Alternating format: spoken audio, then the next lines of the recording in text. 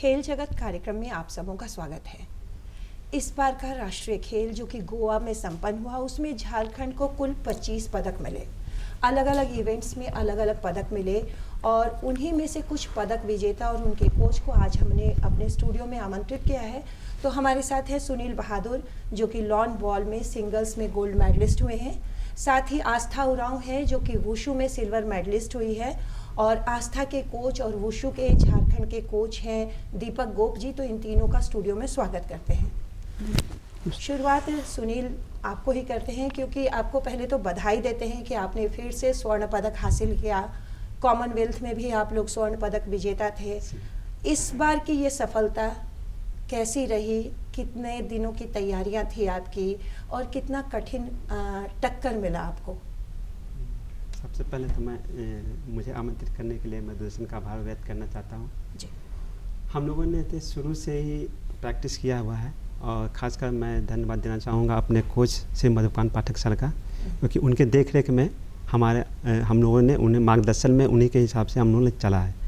और हम लोग का ये कंटिन्यू मतलब इस बार हम लोग का जो शेड्यूल था वो बहुत लंबा चौड़ा था। अच्छा। अभी हम लोग कॉमनवेल्थ गेम खाए, फिर एशियन चैम्पियनशिप हुआ, फिर नेशनल चैम्पियनशिप हुआ और फिर नेशनल गेम जी। तो आराम करने का कहीं मौका नहीं मिला। तो उसका फ़ायदा हम लोग कंटिन्यू प्रैक्टिस किए हैं, उसका फ़ायदा हम लोग को ये नेशनल गेम में मिला। और मैं सरकार का भी धन्यवाद देना चाहूँगा। उन्होंने 21 दिन का जो लास्ट समय में हम लोग का कैंप रखा, उसका भी फ़ायदा, जैसे बाहर भी ज़िलों से आए, हम लोग साथ में खेले, उस हिसाब से प्रशिक्षण और प्राप्त किए और कॉम्बिनेशन बना और उसका रिजल्ट हम लोगों को इस बार। हाँ, बिल्कुल सही कहा आपने कि जब तक प्रैक्टिस ना हो और लगातार अगर मैचेस होते रहते हैं तो उसका असर जो है उनके गेम पर देखने को मिलता है। प्रैक्टिस मेक्स परफेक्ट कहते हैं। आस्था, आप बहुत छोटी सी हैं, इस उम्र में आपने इस बार राष्ट्रीय खेल में सिल्वर मेडल वुशु में हासिल किया। पहले तो आपको बधाई। और आस्था, ये बताइए कि जब आपने पदक जीता वो वक्त कैसा था? उस वक्त आपने क्या महसूस किया? सबसे पहले तो थैंक यू मैम। जब मैं गई गेम खेली, उसके बाद फिर मेरे जब सिल्वर मेडल लगा मेरे को, तब मुझे बहुत ही अच्छा महसूस हो रहा था। मेरे कोच दीपक गोप बहुत ही खुश थे और इन्होंने मेरे ऊपर बहुत ही मेहनत किया है और अभी भी कर रहे हैं। मुझे बहुत ही अच्छा लग रहा था उस टाइम। बिल्कुल। आपके जो अपोनेंट थे उनसे कितना डर था आपको? मुझे वैसे तो ज़्यादा डर नहीं था, पर एक था कि हाँ कॉम्पिटिटर है तो वो मेरे से अच्छा कर सकती है, तो वो लगा हुआ था थोड़ा वो डर था। हाँ।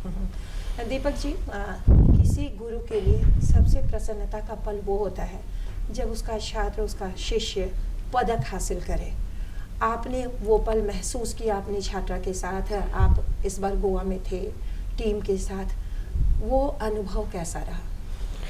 जी, वो अनुभव एक बयान नहीं कर सकते हैं, क्योंकि हमने इन बच्चों के ऊपर जो मेहनत किया था, वो हम तो ये सोचे थे कि ये बच्चे हमारे लिए गोल्ड जीतेंगे जी, क्योंकि कंपटीशन बहुत टफ था। और हमारे पास में अभी जैसे ये आस्था गई, ये फर्स्ट टाइम नेशनल खेली, इसको जो भी इसके कॉम्पिटिटर थे उसके बारे में इसको पता नहीं था, लेकिन इसको यही पता था कि इसको मेडल जीतना है। बिल्कुल। और जैसी तैयारी हमारी थी कि 21 दिन का जो कैंप था, अगर वो कैंप हमें और थोड़ा सा आगे मिलता तो हम बहुत अच्छा कर सकते थे। और गवर्नमेंट का काफ़ी अच्छा सपोर्ट भी रहा था। और वहाँ पे जो भी बच्चे जीते, जैसे पहला मेडल इसी का आया था हमारा वुशु से जी, तो वो खुशी था कि चलो हम पहले दिन फर्स्ट डे का जो गेम था उसमें हमने सिल्वर जीता। अगर हम गोल्ड जीतते तो हमें और भी खुशी होती कि झारखंड के लिए हमने गोल्ड जीता। बिल्कुल बिल्कुल, ये बहुत प्रसन्नता का पल होता है। और भले मेडल का रंग बदलता है, लेकिन बच्चों का परिश्रम उतना ही होता है। सुनील, आपका एक्सपीरियंस तो काफ़ी लंबा रहा है, आप पुलिस विभाग से भी जुड़े हैं। इस बार कैसी टक्कर थी? क्योंकि जहाँ तक मुझे जानकारी है, कुछ एक राज्य हैं जो आपके खेल में बेहतर करते हैं, दिल्ली, असम, आप लोग, झारखंड हमारा इसमें आगे है। तो कैसी टक्कर थी? कड़ी टक्कर थी या बहुत आसान लग रहा था? कुछ नहीं, आसान तो नहीं था। सबसे मेन प्रॉब्लम है हमारा, हमारा जो झारखंड में प्रैक्टिस होता है वो टर्फ में होता है और वहाँ पे जो खेलना था हम लोग का ग्रास में, तो वो एकदम डिफरेंस है। ओके। तो वो आसान नहीं था जी। तो उसका क्योंकि हम लोग के ग्रास में बाहर खेले हुए लेकिन प्रैक्टिस हमारा टर्फ में होता है, तो वो थोड़ा सा मुश्किलें हुई हम लोग के। तो और कुछ ज़्यादा नहीं, लेकिन थोड़ा सा हम लोग का जो एक्सपीरियंस था वो थोड़ा सा काम आया और जिसका रिजल्ट हम लोगों ने अच्छा दिया। आपने पेयर्स में भी शायद मेडल जीता है? जी, पेयर में भी हमने दिनेश कुमार जो है उनके साथ हम लोगों ने गोल्ड मेडल, स्वर्ण पदक प्राप्त किया है। बहुत खुशी की बात है कि 2 पदक प्राप्त करना, राज्य के लिए पदक प्राप्त करना। जब आप लोग वहाँ से लौटे तो राज्य में किस तरह का स्वागत हुआ? सुनील, आपसे भी, और ये सवाल आस्था से भी रहेगा मेरा।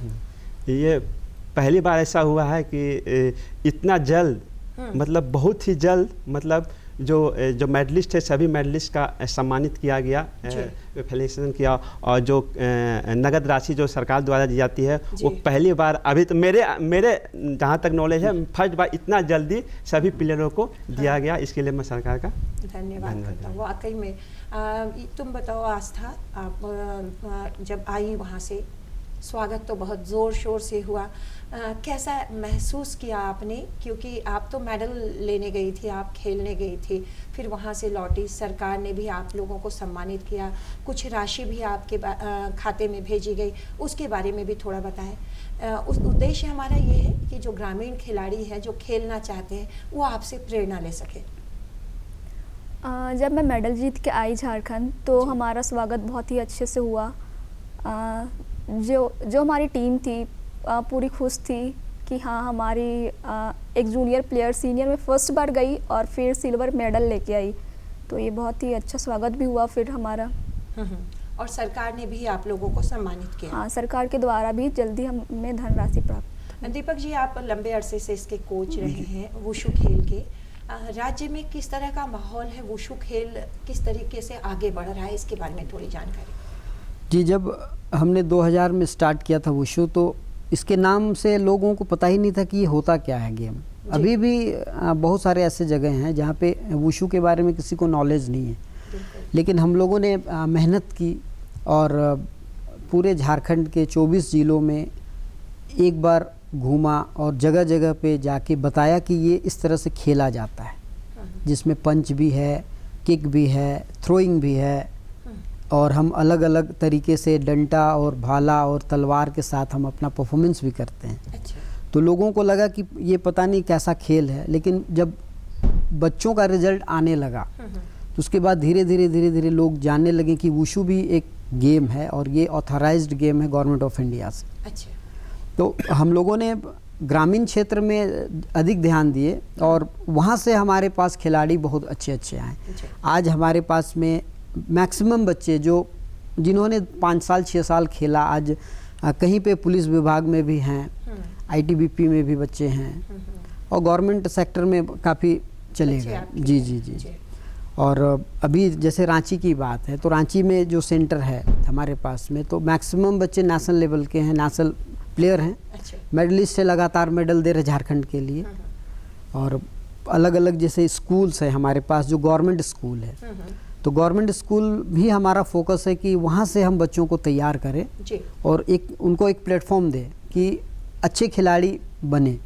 क्योंकि आज के डेट में लोग बोलते हैं कि पढ़ाई लिखाई करने के लिए भी बहुत कुछ की ज़रूरत होती है। बिल्कुल। लेकिन जो बच्चे उस लायक नहीं हैं, नहीं पढ़ सकते हैं, जिनको वो सुविधाएं नहीं है, तो हमारी कोशिश यही है कि उन बच्चों को हम खेल की तरफ लेके जाएं और उनको एक अच्छा प्लेटफॉर्म दे और उनको उस लायक बना दे कि वो अपने पैरों पे खड़े हो। बिल्कुल। आपने एक बात कही है कि वुशु को भी बहुत कम लोग जानते थे। अभी हाल के 10-12 वर्षों में वुशु चर्चा में आया, लेकिन सुनील, आप जो खेल खेलते हैं लॉन बॉल, उसे बहुत कम लोग जानते हैं। अब जब कॉमनवेल्थ में गोल्ड मेडल मिला और प्रधानमंत्री जी ने सराहना की आप लोगों की और साथ में बैठे, उसके बाद से लोगों का रुझान इस खेल में बढ़ा। आप कैसे जुड़े और कैसे यहाँ तक पहुँचे? ये मैं तो मतलब मेरे एक दोस्त थे, तो वो ही इस गेम के लिए मुझे ले गए थे और वहाँ मुझे मेरे जो कोच है उसे मधुकांत पाठक से मिलाएं। तो मैं बोला कि मैं ये गेम खेलना चाहता हूँ तो उनके फिर बोले कि आओ प्रैक्टिस करो, फिर प्रैक्टिस कंटिन्यू रहा मेरा। उस बीच में वो नेशनल गेम होने वाला था 34 झारखंड में, तो शायद उसी का थोड़े विलम्ब हो गया, थोड़ा लेट हो गया, इसलिए मुझे ज़्यादा प्रैक्टिस करने का मौका मिल गया। अच्छा। और उसमें मैं सेलेक्ट भी हुआ, और उसमें भी मैंने झारखंड के लिए डबल गोल्ड मेडल जीता था। अच्छा, यानी वहीं से ये सिलसिला शुरू हुआ। और आज तो आप सरकारी नौकरी में हैं, पुलिस विभाग भी आपको काफ़ी छुट्टी देता है इसकी तैयारियों के लिए, तो बहुत अच्छी बात है। आस्था, ये बताइए कि आपका झुकाव वुशु खेल की तरफ कैसे हुआ? थोड़ी पारिवारिक पृष्ठभूमि के बारे में भी जानना चाहेंगे कि परिवार में कौन कौन है, क्या खेल से जुड़े हैं, या आप ही इस खेल से जुड़े हैं? मेरे परिवार में तो कोई खेल से जुड़े हुए अभी तक नहीं है। पिताजी किसान हैं, माता भी उन्हीं के साथ काम करती है। और फिर जब मैं हॉस्टल गई, हॉस्टल में मुझे ये गेम खेलने को मिला, वहाँ से मैं वुशु की शुरुआत की। उसके बाद फिर धीरे धीरे नेशनल खेलते गई। फिर 2021 में मैं आई रांची। उसके बाद फिर दीपक सर के थ्रू प्रैक्टिस हुआ और फिर नेशनल गेम खेली। अच्छा, तो आपके घर में आपके जो भाई बहन हैं, जहाँ तक मुझे जानकारी है 3-4 भाई बहन हैं आप लोग, क्या वो लोग भी खेलते हैं या खेलना चाहते हैं? अभी तो वो लोग नहीं खेलते हैं। स्कूल्स में कराटे होते हैं, तो फिर अभी वो कराटे ही करते हैं। फिर 10th के बाद वो इधर आएंगे, उसके बाद फिर वो भी हमारा गेम। आप बेसिकली सिल्ली से हैं? नहीं है, मैं रातू से हूँ। रातू से हैं। हाँ। अच्छा, और रातू से शुरू करके सफ़र जो है, अगर सिल्वर मेडल तक पहुँचे तो बहुत अच्छी बात है। और अब हम आपके लिए गोल्ड की कामना करेंगे, क्योंकि आने वाले जितने भी इवेंट्स होंगे, आपका ये पहला मौका था जो राष्ट्रीय स्तर का, तो आने वाले दिनों में ये भी बढ़ेगा। दीपक जी, जहाँ तक झारखंड के संदर्भ में बात है, आप यहाँ के बच्चों को तैयार करते हैं। आपने बताया कि 24 ज़िलों में आपके इस तरह के मतलब खिलाड़ी तैयार किए जाते हैं। कहाँ ज़्यादा फोकस होता है, कहाँ और ज़्यादा सुविधाओं की आवश्यकता है? ऐसे 24 जिलों में अभी देखा जाए तो जो इंटीरियर है, जैसे पाकुड़ है, साहेबगंज है या गोड्डा है जी, तो ये सब जिलों में कुछ भी नहीं है। खेल के लिए जो होना चाहिए एक सुविधा, वो नहीं मिलता है उस सब जगह में, क्योंकि थोड़ा सा वो साइड है। हमारे पास जो सुविधाएं हैं, धनबाद है, जमशेदपुर में है, अपना रांची है, हजारीबाग में है, बोकारो है, इन सब जिलों में जो है थोड़ा सुविधा है, जिसके कारण से बच्चे, गढ़वा है, तो यहाँ से बच्चे हमारे निकल रहे हैं अभी बहुत अच्छे जी। क्योंकि इनके पास में क्या है कि अभी हम लोगों ने गवर्नमेंट को, शिक्षा विभाग को उनके साथ एक मीटिंग किया था और उनको ये बताए थे कि आपके जो टॉप 3 स्कूल हैं जी हाँ, सरकारी, वो हमें चाहिए। तो उन्होंने वो अलाउ कर दिया कि लिख के दिए कि भाई ये 3 स्कूल आप देख लीजिए। और वो क्या है कि जैसे हमें वो बच्चे जूनियर से मिले, जूनियर सब जूनियर्स बच्चे मिले, और जब स्कूल से वो निकल जाएंगे तो वो बच्चे हमारे पास फिर सीनियर लेवल पे आएंगे, क्योंकि उनका परफॉर्मेंस वहीं से हमें डेवलप करना है। और एक गेम को, जैसे हमारा एक ओलंपिक है, तो वो 4 साल का एक शेड्यूल होता है कि हमें उस ओलंपिक के लिए तैयारी करना है। बिल्कुल बिल्कुल। तो उसी तरह से जैसे अब तो हमारा नेशनल गेम काफ़ी लेट चल रहा था, ये लगातार दूसरा साल हुआ, अभी तीसरा साल में उत्तराखंड नेक्स्ट ईयर में है। जी हाँ। तो एक्चुअली ये हर 2 साल में एक बार नेशनल गेम्स होता है। तो हमारा वही फोकस है कि ग्रामीण क्षेत्र के जो बच्चे हैं उनको लेके आना है और उनसे हमें एक अच्छा प्रदर्शन कराना है झारखंड के लिए। तो जी एक अच्छी टीम तैयार करना है। और ये स्कूल का जो हमारा एक कॉन्सेप्ट था, ये इस पे हम काफ़ी हद तक अच्छे स्थिति पे हैं। जी हाँ। और हमारे पास में अभी सब जूनियर, जूनियर और सीनियर्स के बच्चे जो हैं बहुत अच्छे हैं। यानी आपके पास अभी बच्चों का भंडार है। जी, आप उन बच्चों को में जो उनकी खूबियों को तलाशेंगे, फिर तराशेंगे। जी। और तब पदक। एक्चुअली नेशनल जब आता है हमारा, तो जब हमारा खिलाड़ी खड़ा होता है कि झारखंड का कोई खिलाड़ी है, तो जैसे ही उसके ओपोनेंट होते हैं तो उन्हें पता होता है कि हमारा फाइट किससे है, झारखंड से है। क्योंकि जब हमारा स्टार्टिंग था तो हम उतने अच्छे नहीं थे, लेकिन हमने उसके ऊपर बहुत मेहनत की है। और आज हम इंडिया में जो है एक पोजीशन है नेशनल में हमारा रैंकिंग है दूसरा तीसरा रैंकिंग हमारा है।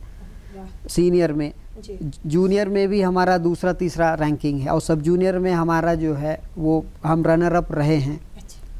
तो काफ़ी अच्छा लगता है कि हम मेहनत कर रहे हैं। ये एक प्रशिक्षक के लिए बहुत जी, संतुष्टि की बात है।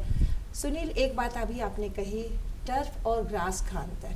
आप यहाँ झारखंड में टर्फ पर प्रैक्टिस करते हैं, क्या लगता है कि अगर ग्रास कोर्ट हो आप लोगों के लिए तो आप लोग और बेहतर प्रदर्शन कर पाएंगे? जरूर, क्योंकि जितने भी बड़े टूर्नामेंट होते हैं वो ग्रास में ही होते हैं। जैसे वर्ल्ड चैंपियनशिप हो गया, कॉमनवेल्थ गेम हो गया, तो ये जितने बड़े एशियन चैंपियनशिप हो गया, ये सब ग्रास में होते हैं। तो ये ग्रास नहीं होने के कारण हम लोग को वहाँ पे सेटल होने में थोड़ा सा वक्त लगता है, तो जिसका हम लोगों का थोड़ा सा डिमेरिट है हम लोगों में। लेकिन अगर हम लोगों को अगर ग्रास की सुविधा ये सरकार द्वारा अगर प्राप्त हो जाती है, तो जैसे हम लोगों ने जैसे 8 में 4 गोल्ड मेडल जीता इस बार नेशनल गेम में, तो श्योर है कि हम लोग 8 में और भी ज़्यादा मेडल जीतेंगे ज़रूर। और बाहर भी जैसे हम लोग का जैसे बाहर भी और इंटरनेशनल जितने बड़े बड़े टूर्नामेंट होते हैं जिसमें हम लोग पार्टिसिपेट करते हैं, तो उसमें भी हम लोग अच्छा प्रदर्शन करेंगे। आपके पास तो बहुत सारे इंटरनेशनल मैचेस का एक्सपीरियंस है, वो एक्सपीरियंस कैसा था? क्या टफ था या आप भारी पड़े उन पे? नहीं, थोड़ा सा तो एक्सपीरियंस का बेनिफिट था मुझे, और उसका फ़ायदा भी मिला हम लोगों को, क्योंकि और जब अभी है जैसे लॉन बॉल और भी बहुत सारे स्टेट अभी इसमें जुड़ रहे हैं, तो वो भी जान रहे हैं कि ये सीनियर प्लेयर है, तो उनके पास थोड़ा सा वो रहता है। लेकिन हम लोग रहता है, लेकिन फिर भी मुझे ये नहीं, हम नहीं चाहते कि वो मेरे से हल्का। कोई भी प्लेयर वो कभी भी कुछ भी गेम ही ऐसा कभी भी चेंज हो सकता है, तो वो नहीं है कि वो ये आसान है, वैसा नहीं हम सोचते हैं। उसको हमेशा सीरियस लेके ही चलते हैं। अपोनेंट है तो वो अपोनेंट है, वो मुझे भी हरा सकता है, कभी भी हरा सकता है, तो वो हमने ढीलापन नहीं देते हैं और पूरा गेम में ही फोकस करते हैं। बिल्कुल बिल्कुल। आस्था, जब आप उतरती हैं, जब भी जो भी प्रतियोगिता में आपने हिस्सा लिया है, पहले ब्रॉन्ज मेडल आपने नेशनल गेम में लिया और इस बार सिल्वर लिया, तो क्या सोचकर मैदान में उतरती हैं कि पटखनी दे देनी है? क्या सोचती हैं? क्योंकि वो डर पे तो काबू पाना होता होगा। हाँ जी। जब मैं अपने मैदान में उतरती हूँ तो फिर मुझे तो थोड़ा सा रहता है कि हाँ मेरे ओपोनेंट मेरे से थोड़ा अच्छा है, हम कर पाएंगे अच्छा या नहीं, पर अपने आप को फिर कंसंट्रेट करती हूँ कि नहीं, मुझे जीतना अपने माता पिता के लिए, मेरे सर के लिए जो हम मेरे ऊपर इतना मेहनत कर रहे हैं, तो और फिर मैं झारखंड को भी रिप्रेजेंट कर रही हूँ, तो फिर झारखंड को भी पदक देना है मुझे। तो ये मेरे माइंड में थोड़ा रहता है प्रेशर, तो फिर अच्छा हो जाता है। यानी प्रेशर को बहुत आसानी से आप हैंडल करती हैं। yes. जैसा कि दीपक जी ने भी बताया कि वुशु ओलंपिक गेम है, आपका टारगेट क्या है? आस्था, आपसे मेरा सवाल है कि वुशु तो ओलंपिक गेम है, क्या सोचती हैं कि आप ओलंपिक में खेलेंगी, भारत को रिप्रेजेंट करेंगी इस खेल में? यस, मैं सोचती हूँ कि अभी मैं नेशनल खेल चुकी हूँ और फिर अभी धीरे धीरे मैं और मेहनत करती जाऊँ और फिर नेशनल, इंटरनेशनल, फिर ओलंपिक में भी अपना जगह बनाऊँ। बिल्कुल। दीपक जी, जिस तरीके से आप तैयार कर रहे हैं, आपने भी बताया कि देश में दूसरे तीसरे स्थान पर झारखंड है, और कितनी कड़ी चुनौतियां आप लोगों को झेलनी है, कितने बच्चों को तैयार करना चाह रहे हैं, किस तरीके से आप राष्ट्रीय अंतर्राष्ट्रीय स्तर पर अपने बच्चों को पहुंचाना चाह रहे हैं?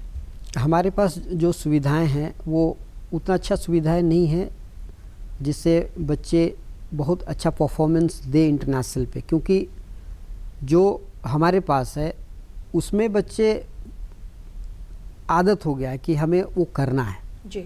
अगर और भी गवर्नमेंट की तरफ से सुविधाएं मिले, जैसे खेल गांव है, अगर खेल गांव हमारे लिए खोल दिया जाए कि हाँ ये आप आके यहाँ पे करो प्रैक्टिस, जी जी, क्योंकि बहुत सारे नियम हैं कि वहाँ पे इनको नहीं, जब कोई गेम होता है या कोई कैंप हो तभी वो हमें दिया जाता है। अगर वो बोल दिया जाए कि नहीं खिलाड़ियों के लिए ये खोल दिया जाए, उनको प्रैक्टिस करने दिया जाए, तो हम इंटरनेशनल जो भी वर्ल्ड चैम्पियनशिप हो रहे हैं, एशियन गेम्स हो रहे हैं, हमारे झारखंड के भी बच्चे वुशु में पार्टिसिपेट करेंगे, इंडिया टीम को रिप्रेजेंट करेंगे, क्योंकि हमारे पास वैसे बच्चे हैं। लास्ट ईयर एक ये लड़का इंडिया टीम में क्वालिफाई किया था वर्ल्ड चैम्पियनशिप के लिए। लेकिन होता क्या है कि जैसे बच्चे इंडिया कैंप के लिए जाते हैं तो वो उनके लिए एक नया एक्सपीरियंस होता है। बिल्कुल। और हमारे पास में हमारे गेम्स में सर्विसेज जो है वो सबसे मजबूत टीम है जी, क्योंकि जितने इंडिया में टॉप मोस्ट खिलाड़ी हैं सभी सर्विसेज ज्वाइन कर लेते हैं। जी।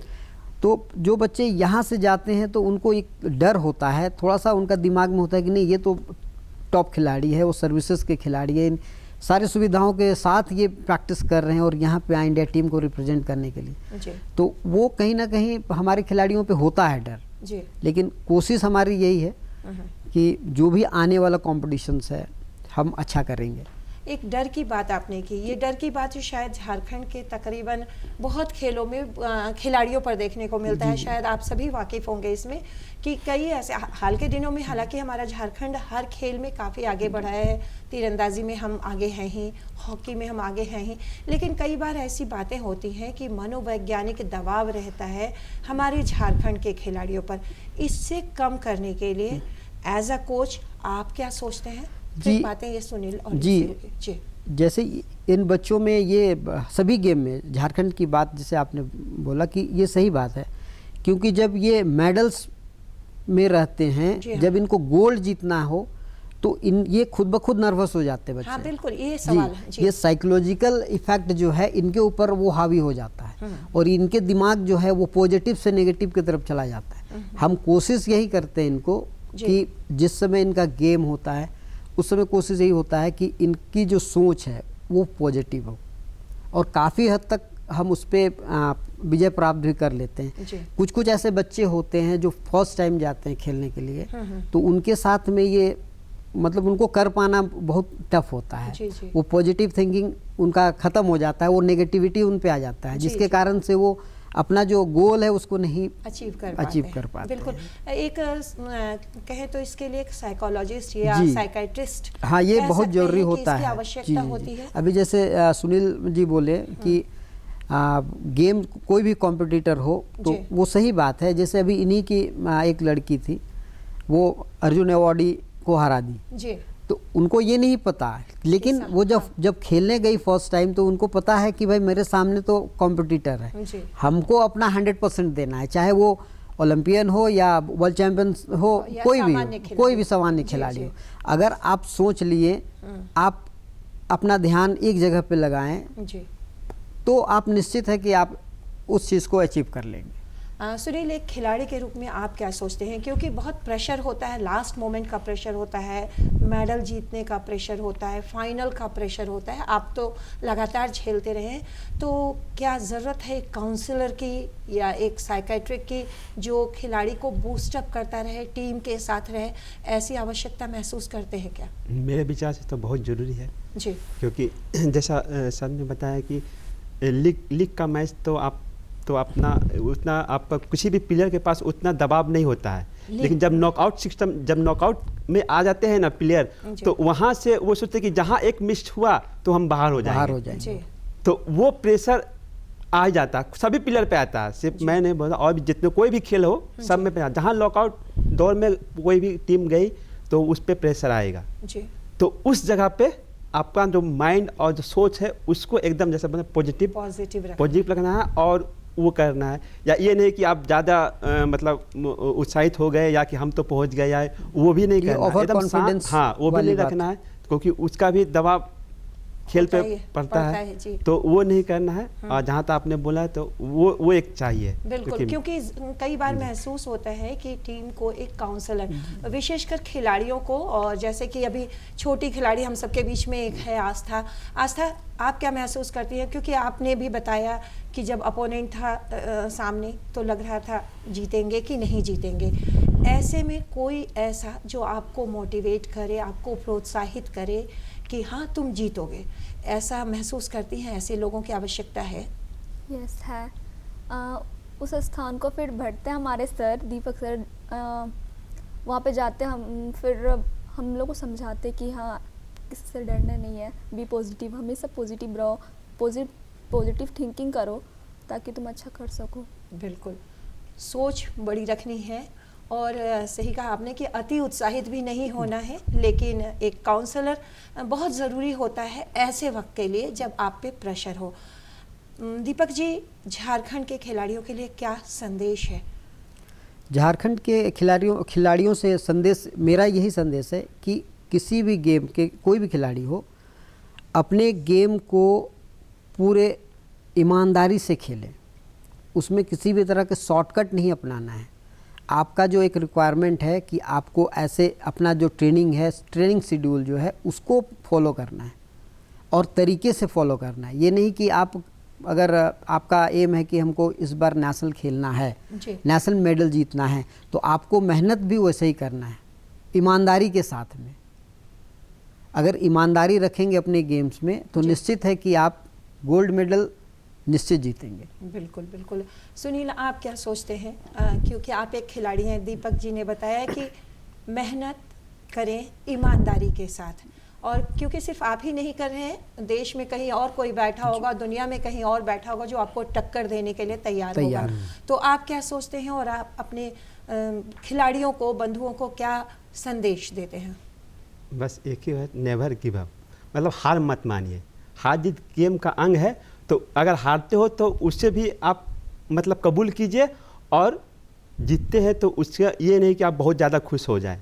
तो ये हमेशा प्लेयर का, हर खिलाड़ी का ये हार जीत लगा रहता है। तो हारने से आपको ज़्यादा वो नहीं होना है और जीतने से ज़्यादा आपको उत्साहित नहीं होना है। बस अपना गेम पे फोकस करना है और बस यही। आप अपने वक्त का, वो अपने जो खेल का जो दौर है, उसमें कोई ऐसा वक्त बताइए जब आप बहुत निराश हुए होंगे या बहुत उत्साहित हुए होंगे।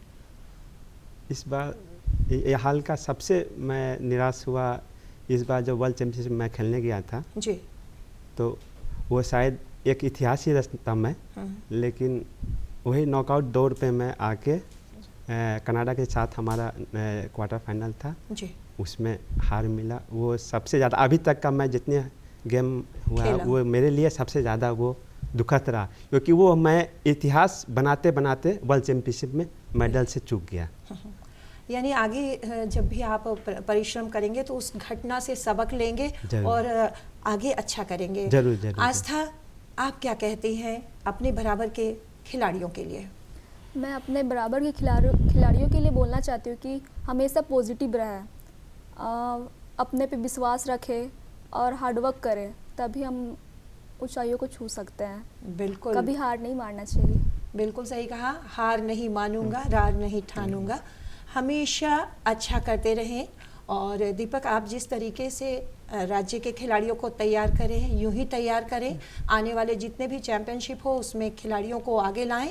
और आस्था और सुनील, आप पदक लाते रहें और हम आपसे यूं ही रूबरू होते रहें। हमारे स्टूडियो में आप तीनों आए और बहुत अच्छा अवेयरनेस लोगों के बीच फैलाया, और आप तीनों का बहुत बहुत धन्यवाद।